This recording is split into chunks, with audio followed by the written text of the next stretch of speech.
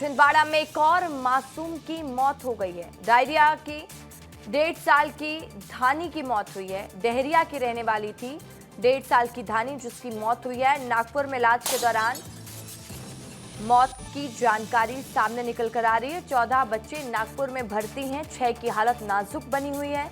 छिंदवाड़ा में कुल 16 बच्चों की मौत, बैतूल में 2, पांडुना में 1 बच्चे की मौत, मध्य प्रदेश में 19 बच्चों की मौत हो चुकी है। प्रतिबंधित कोल्ड ड्रिंक कप सिरप पीने से छिंदवाड़ा जिले में बच्चों की मौत का सिलसिला थमने का नाम नहीं ले रहा है।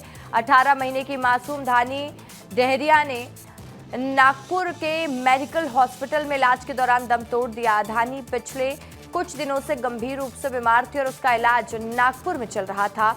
डॉक्टरों ने बताया उसकी मौत किडनी फेलियर से हुई है। और इस ताज़ा घटना के बाद छिंदवाड़ा जिले में मृत बच्चों की संख्या 16 हो गई है, जबकि बैतूल में 2 और पांडुना में 1 बच्चे की मौत इसी सिरप के पीने से हो चुकी है। इस तरह अब तक कुल 19 बच्चों की जान जा चुकी है।